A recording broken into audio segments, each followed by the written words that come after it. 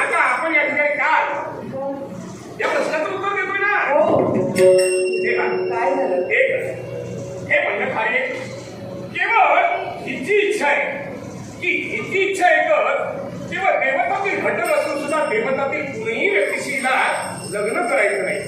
तेव्हा समस्त सृष्टी आम्ही ढुंढाली, ढुंढाता आज नावल्या या सुमुक्तीला लग्न हे करावंच लागेल. बरोबर की नाही? तेव्हा तुमची जर हरकत नसेल, या दोघांची पसंती जर का असेल तर या लग्नाला उद्गार दर्शवा अशी आमची नम्र विनंती आहे. क्षणभर क्षमा मागते मी, कारण आपण ज्या उत्तराच्या अपेक्षेने ज्या विचाराच्या अपेक्षेने माझ्यापर्यंत आला त्या विचाराचं उत्तर मी तुम्हाला समर्पक होते हे मी तुम्हाला सांगू नाही शकत.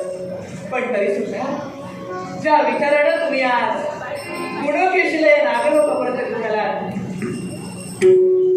म्हणे माझा बाळ तिला आवडू लागला आणि म्हणूनच तर माझ्या बाळासोबत लग्न करण्याची इच्छा गुणकेशीची निर्माण झाली. पण बा तुझी सुद्धा मी क्षमा मागते. क्षमा? आज मी माझ्या बाळाचा विवाह तुझ्याशी नाही करून देऊ शकत. फक्त विद्यार्थीच नाही तर मी माझ्या मनानं निर्णय घेतलाय की मी माझ्या बाळाचं म्हणजे सुमुख नागाचं विवाह करणार नाही. हे म्हणणं खरे विवाह करणार नाही असा मनोनिग्रह तू केलाय. पण मला सांग, मला कळू शकेल का काय? ते वर्षी आपण तर पूर्ण ज्ञात आहात आणि म्हणत तर गत काळाची आठवण मला आजही होते. त्या गोष्टीला साक्ष तुम्ही सुद्धा आहात. माझ्या सौभाग्याची देवता म्हणजे चिकूर नाग. त्या चिकूर नागाला आपल्या पक्षस्थानी घेऊन त्या गरुडाला त्यांना भक्षण केलं. स्वतःच्या टिचभर पोटाची खळगी त्यानं भागवली. पण परिणाम काय झाला? माझ्या सौभाग्याला मी कायमची मुकले. आज मी वैभवाच्या भक्तीला बसले आणि माझ्या बाळाचं लग्न जर एखाद्या कन्येशी झालं असेल किंवा एखाद्या नागकन्येशी झालं असेल आणि कदा त्या गरुडाने जर माझ्या पुत्राच्या बाबतीत तोच प्रसंग घडवला असेल तर आज वैभवाचे मी पोगते. आज वैभवाच्या अग्नीची मी पोगत आहे. ते दुःख आणि तेच वैभव्य माझ्या स्मृशेच्या नशिबात येऊ नये एवढीच माझी प्रामाणिक सद्भावना आहे. आणि नंतर या तुझ्या पुनर्केशीचा विवाह माझ्या बाळासोबत करून तिचं भविष्य तुम्ही उद्ध्वस्त करू. म्हणजे एकच नाही का? असं मला वाटतं. केवळ ही आवडली नाही अशातला प्रकार काहीच नाही. म्हणजे हिच्यात काही उणीवच नाहीये. प्रश्न फक्त राहिला आहे तो म्हणजे सुमुख नागाची काळजी तुला आहे आणि केवळ त्यांच्या जीवनपटासाठी हे सर्वस्व तू बोलते. बरोबर की नाही? देवी आपल्या मर्यादेला प्रश्न निर्माण होत असेल. आपली पतिदेवता ज्याप्रमाणे गरुडाच्या वक्षस्थानी पडली अगदी त्याचप्रमाणे आपला पुत्र जर पडला असेल तर त्याची होणारी पत्नी ही वैधव्याच्या पत्नीला बसते. मग हे देवी आपल्याला वचनाच्या शब्दाने महारथी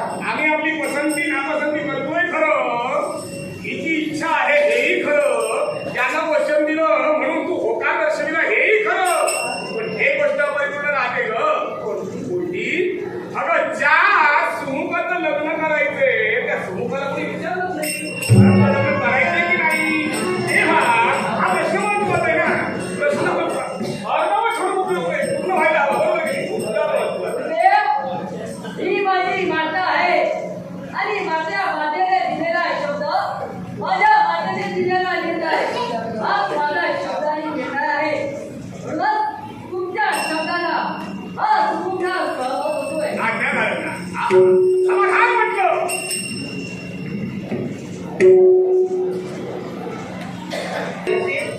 आपल्या उपस्थितीत आणि आपल्या साक्षीला आपल्या आशीर्वादाने माझ्या बाळाचा हात तुमच्या हाती हाती घ्या. श्री वक्रतुंड एकादशी पूर्वदा पुण्या योगायती तसे दोन शिवले एक होती दोन वाती एकच होती दोन शिवांचे वीण होती नारी मंगल वाद वादवी शिवमंगल सावधान.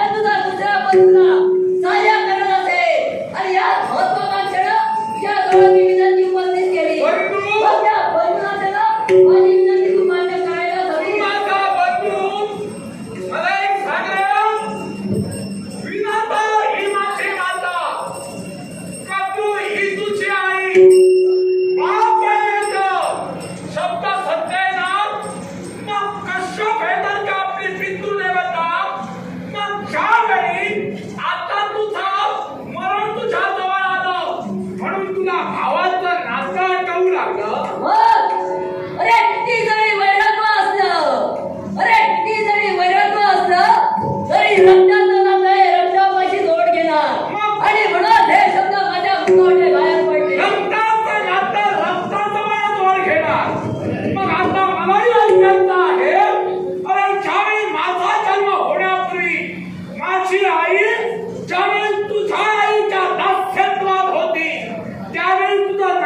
मुंडा केला होता रे त्यावेळी रक्तावरच बैमान झालं होतं ना कधी संपलं होतं तुझी माता कद्रू मातेच्या दास्यात होती याच्या मुळाशी कारण तुझी माताच आहे कशी काय? कारण कद्रू माता आणि विनिता माता यांची पैल झाली होती की सूर्याच्या रथाचा तो अश्व त्या अश्वाची शक्ती शुभ्र रंगाची आहे की निळ्या रंगाची आहे ती पैल तुझी माता हरली म्हणून तुझी माता त्या कद्रू मातेची दासी झाली तुझ्या या बापाची दोष संपदा आहे. तुझ्या या दोष कद्रू बापाची संपदा आहे तुला खोटं बोलशील तर. मला एक सांग, ही पैस लागली होती मी मान्य दोघांचं पैस चालू होती मग आईची पैस चालू होती या पैशाचा पुत्राने हस्तक्षेप का करावा ए गरुडा आईच्या पहिल्याच पुत्रानं हस्तक्षेप केला केलास का तुझ्या या बोलण्याचा अर्थ या सुमुखाने काय समजावा केला होता काय म्हणतो आहे कोणत्या तऱ्हेचा हस्तक्षेप नाही तुम्हाला माहिती नाही ए गरुडा मला माहिती नाही साऱ्या सर्व कल्पना मला आहे मग सध्या कल्पना पण आहे हस्तक्षेप कोणत्या केला हे तुझ्या मुखातून मला ऐकायचं आहे मग माझी आई ज्यावेळी दास्यत्वात होती आणि दास्यत्व स्वीकारण्यापूर्वी जी पैसे लागली होती त्या पैशाच्या ठिकाणी तुम्ही नागाने काय नाही केलात काय केलं पैस कुठल्या गोष्टीची होती एकच जो पैसे झाले त्याने दास्यत्व स्वीकारायचं पण कुणाबद्दल काय गोष्ट होती सत्य की असत्य हे ठरविण्यासाठी पैसे लागली होती निश्चितच काय एकच एकच त्या सूर्याच्या रथाचा तो अश्व कुठला सूर्याच्या रथाचा अश्व कुठला रे तो हे गरुडा, उच्च तो उंचसरा घोडा.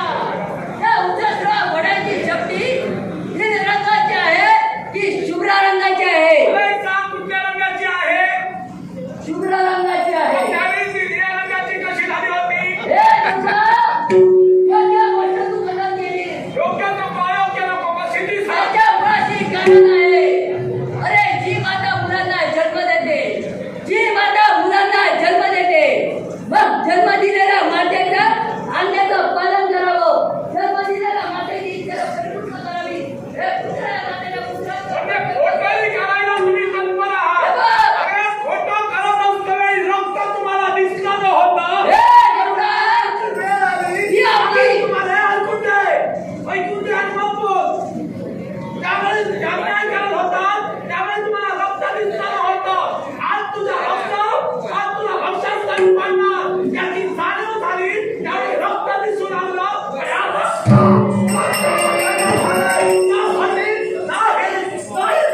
हे गरुडा, मला जर भक्तांसाठी पाडण्यासाठी तू माझ्या समोर तुला प्रतिकार करण्यासाठी आज तू पुन्हा सदैव ते काय करतो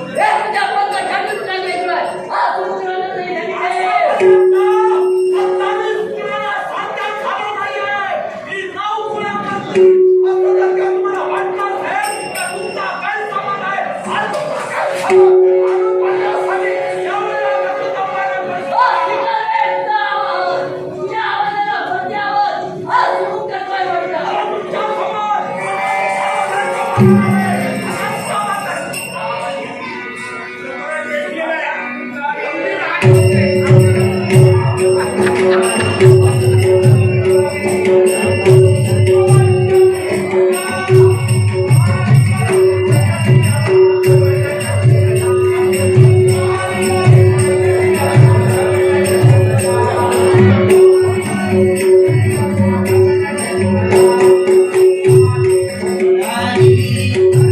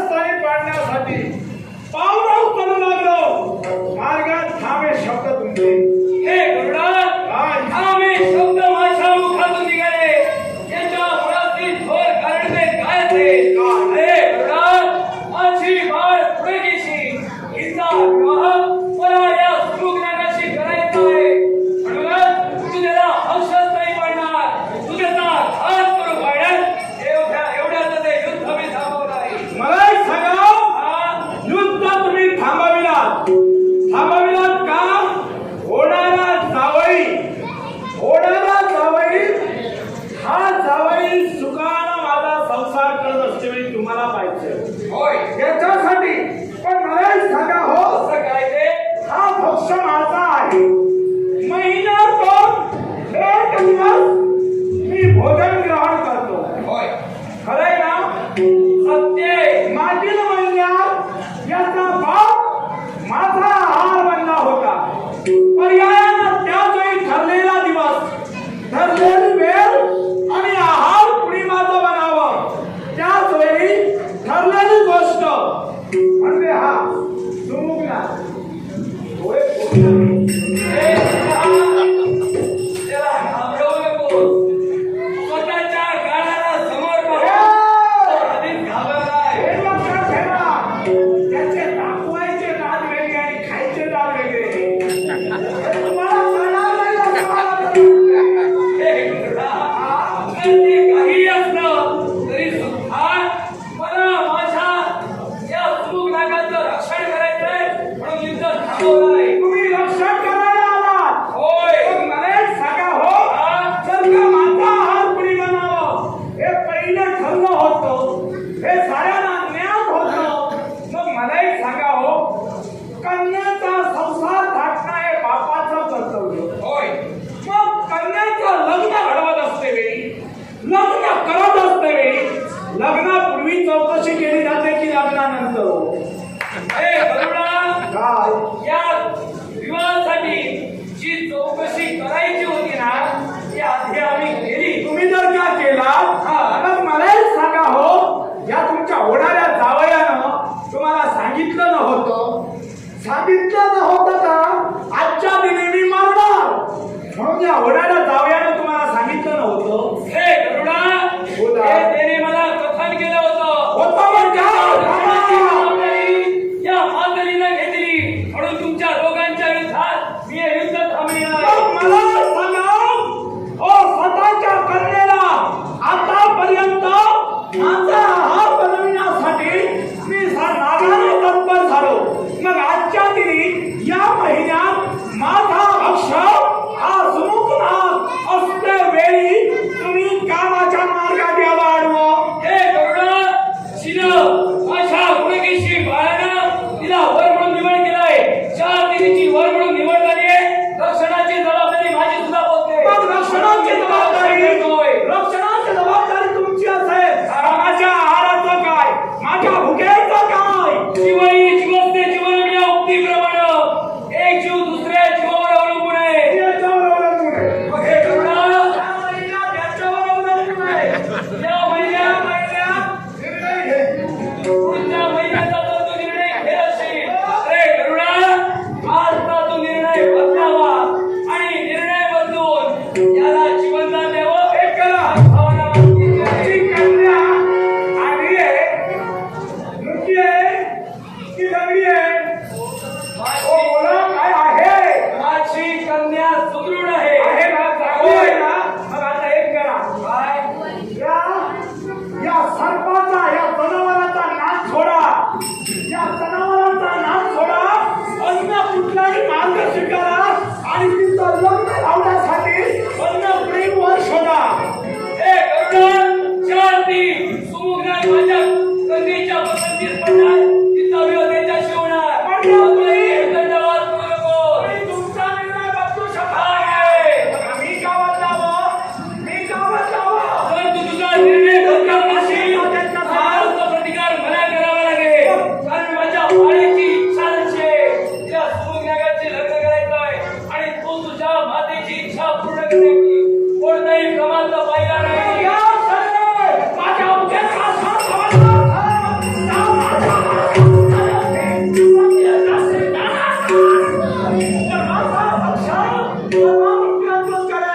मग हे गरुडा, आज जर सुमुग्नागावर पडून जर तू पडला असशील, अरे विचार कर, या विश्वाच्या ठाई नागांची 27 कुळं तू तुझ्या उदरी ठेवली. पण हे गरुडा, आज तर हे नाग मारले गेले. हे नागकुळ वाढणार नाही कसं? कसं म्हणजे अन्न आहेत ते? अन्न एका कुळाचा विचार तुम्ही करतात. राहिलेली 9 कुळापैकी हा एक. मग हा एक जर का सोडला तर 8 कुळं आहेत. मग 8 कुळं विस्तार करू शकत नाहीत का? पण गरुडा, अरे राहिली शुल्लक 9 कुळं. मग 8 पकडा. हा जर गेला याचा आजपासून 8 पकडा.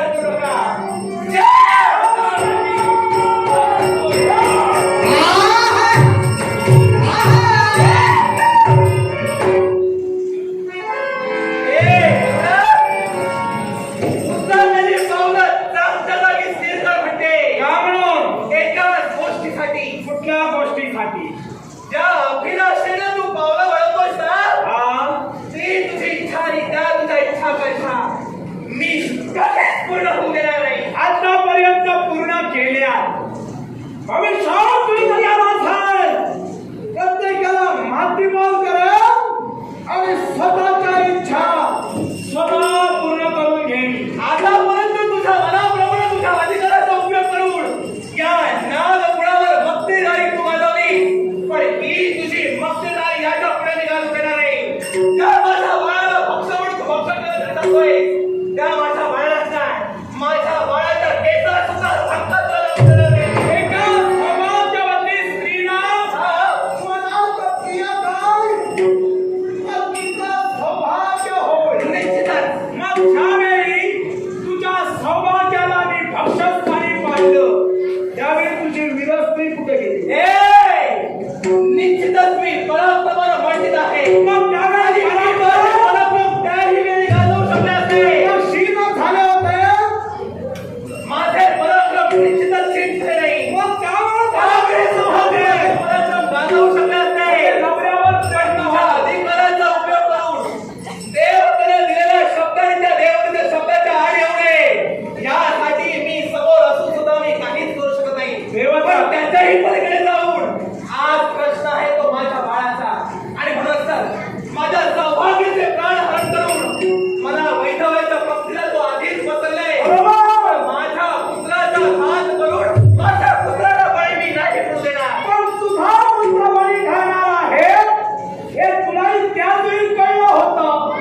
मग आपला पुत्र मरणार याची ज्यावेळी तुला जाणीव घालली त्यावेळी नकारात्मक शब्द तुझ्या मुखात का आले नव्हते. मी याच दिवसाची वाट बघत होते. म्हणजे सती झाली तू. जोपर्यंत हा दिवस उजाडत नाही तोपर्यंत तुझ्या मनात भावनाने विचार तू प्रत्यक्षाला कृतीनं आचरणार नाही, तोपर्यंत मी तुझा काही बिघडवू शकत नाही. तुझ्या नवऱ्याचा विचार केला नाही त्यावेळी पण माझे शब्द मी पूर्ण करण्यासाठी ठरलो. मग तुझ्या पुत्राचा तरी विचार काय करू. जातीची घाव मला सासरीचा पक्षी मी आहे. माझ्या पुत्राला मी तुझ्या पक्षात नाही देणार नाही. बोललोय. याच्याही पलीकडे जाऊन हे घडणार. तू जर माझ्या पुत्राला पक्ष म्हणून पक्षात करणार असेल तर प्रथमतः माझ्या पराक्रमांना तुला सामोरं जावं लागेल. प्रथमतः माझ्या प्रेताची पाठ करावी लागेल. तदनंतर माझ्या अरे स्वतःचे भाऊ मागा मिळवण्यासाठी हे सगळ्या जगात तुझ्या नावाचा झालाय. हे म्हणजे तो समुद्रात होय. मग त्या समुद्राला भक्षस्थानी पाडण्यात गेले. पुढे झालेला साहेब माझ्या पुत्राचं रक्षण करा. प्रसंगी माझे पंच उदाहरण केले तरी चालेल. अरे मृत्यूचं पाय उडाला या जातीच्या नागिनीला शेर पडत नाही. हा मृत्यू जरी तो मला द्यायचे तरी या मृत्यूचे भयानक मृत्यूच आहे.